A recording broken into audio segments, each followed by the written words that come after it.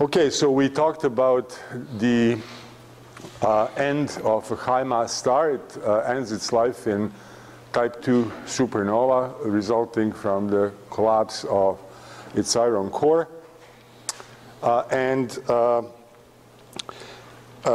There's a star, at least those of you who took astronomy 1P01 will remember Betelgeuse. It's red supergiant. It's a part of constellation Orion, the Hunter.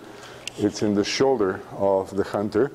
And what I'm going to show next is, in fact, a video composed of images taken over a long period of time and then compressed so that it could be, a minute or so video. And that particular star, Betelgeuse, can actually go supernova perhaps in our lifetime. Nobody knows for sure, okay? So I just want to show this so that you can see how unstable these supermassive red giants are near the end of their life. This is from YouTube, and excuse the cheesy music. I'll try to decrease the sound.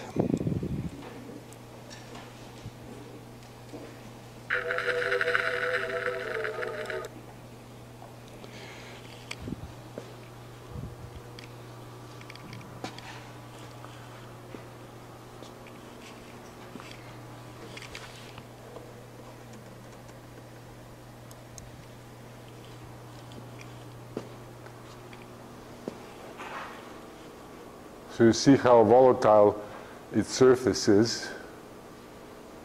These are the actual shots taken of Betelgeuse.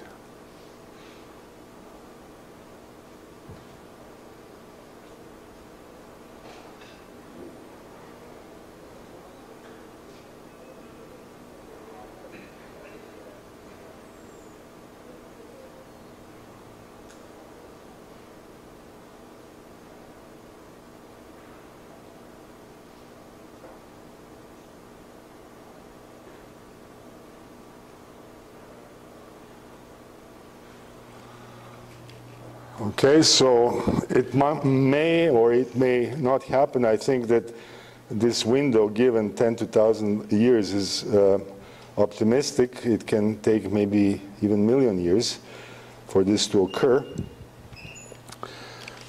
So, as I mentioned last time, most of the energy released in type 2 supernova is carried away by neutrinos.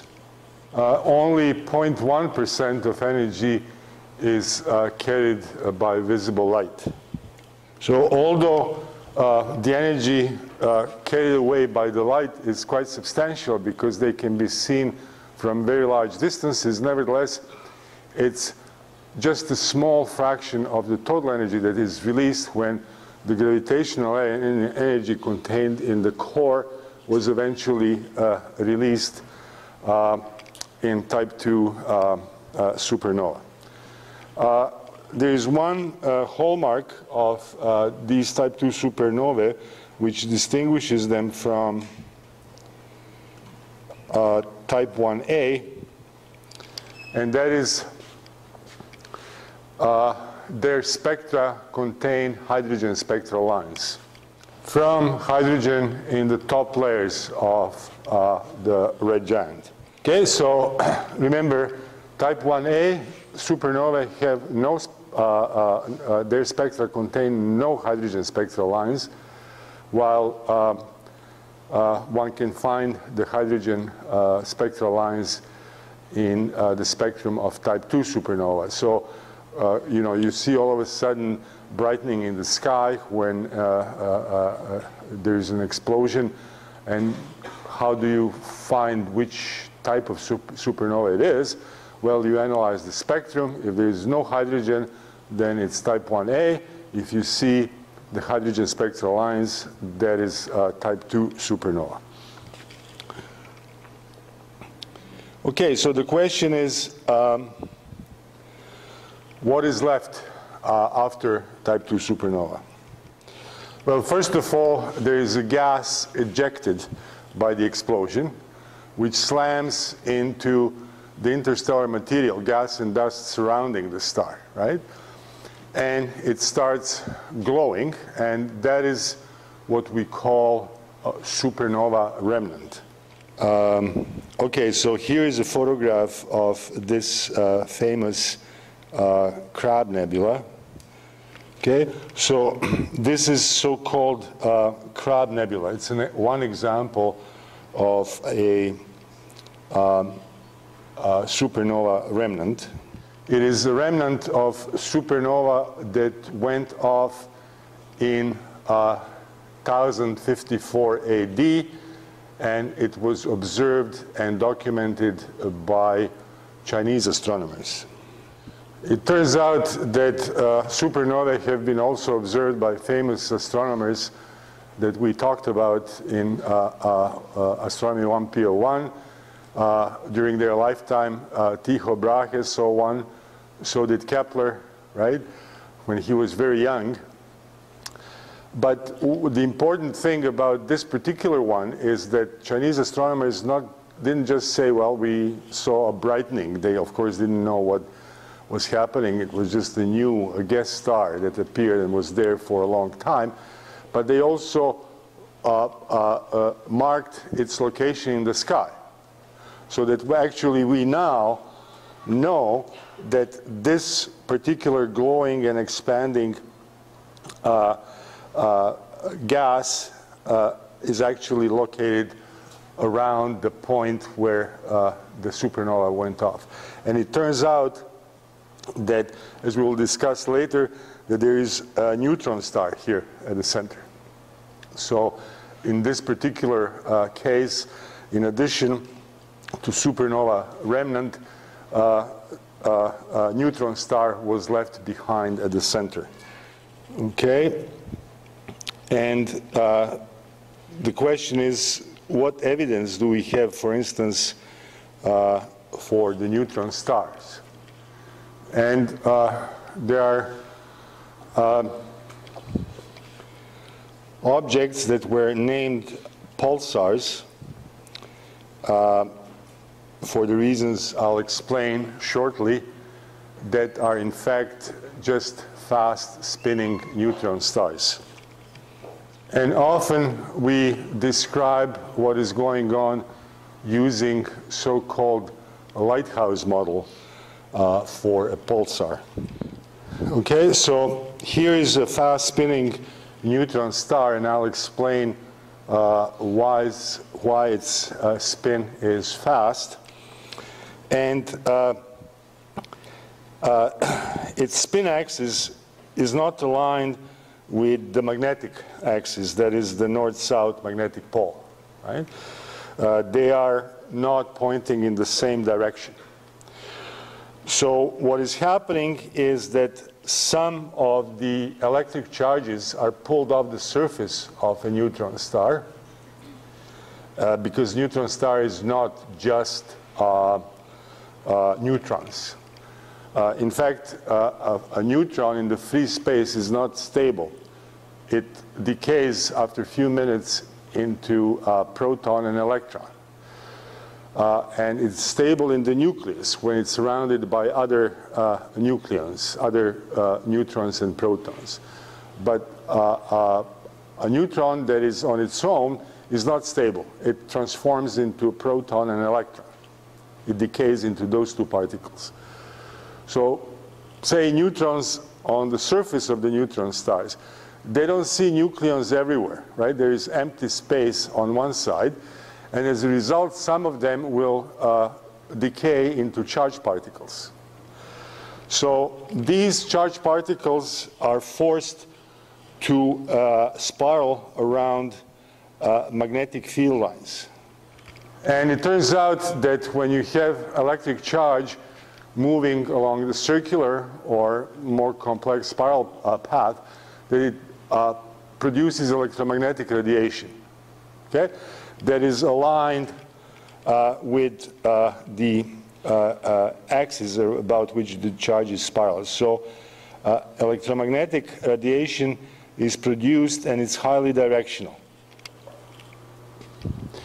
So basically, if I may imagine, I'm a pulsar, and a vertical axis is my spin axis, but my magnetic north-south direction is along my extended hand, right?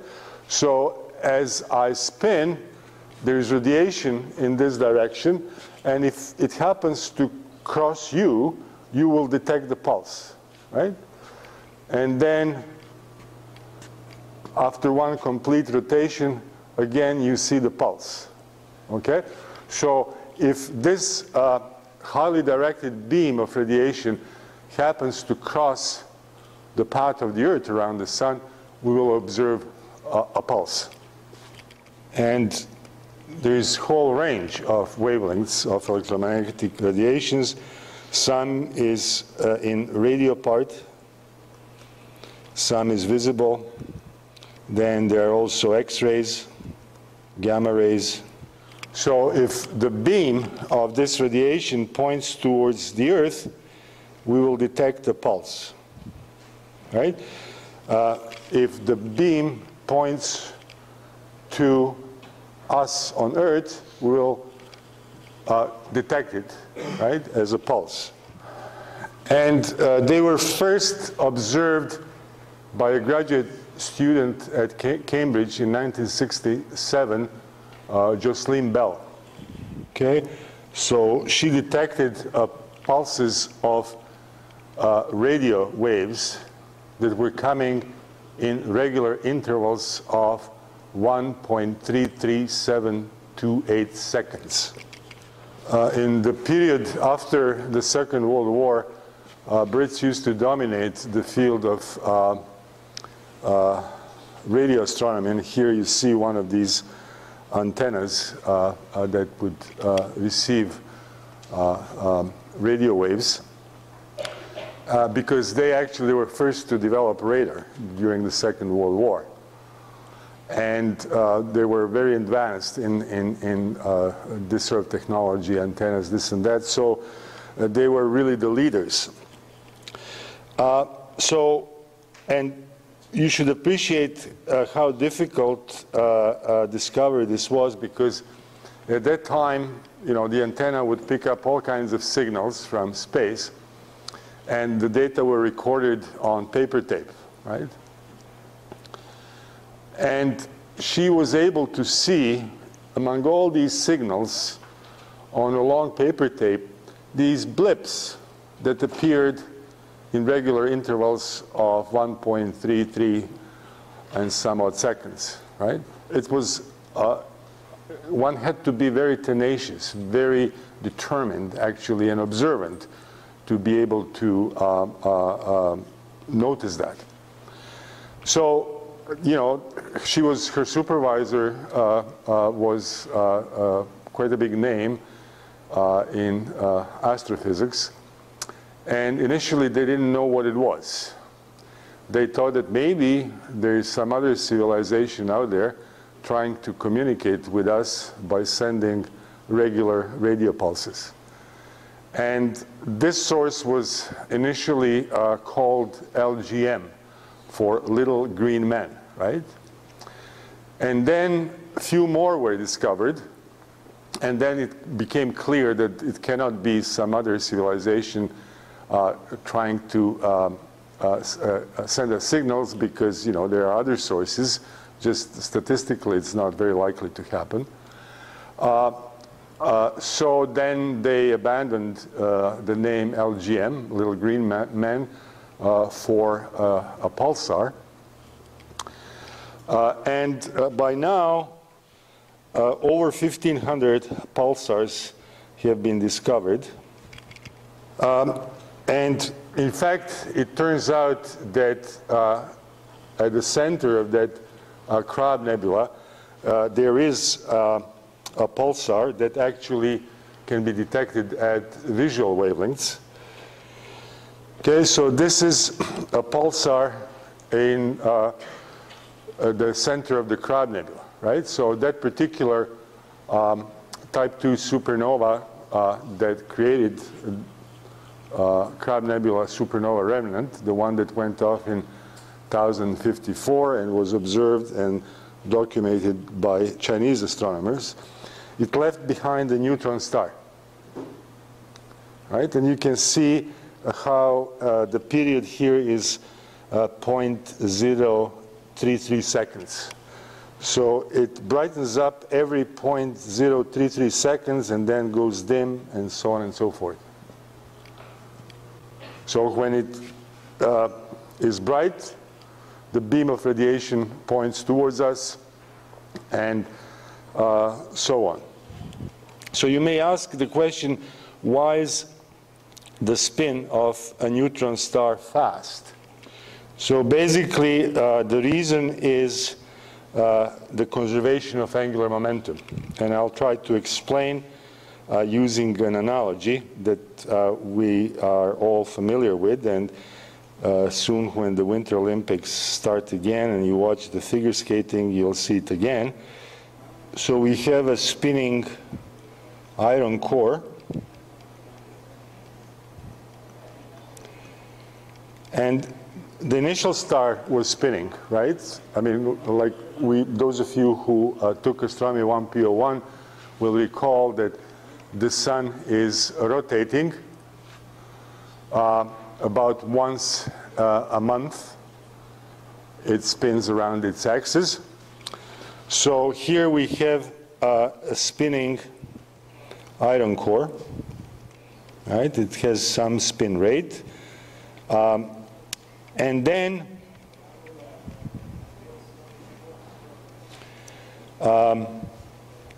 it collapses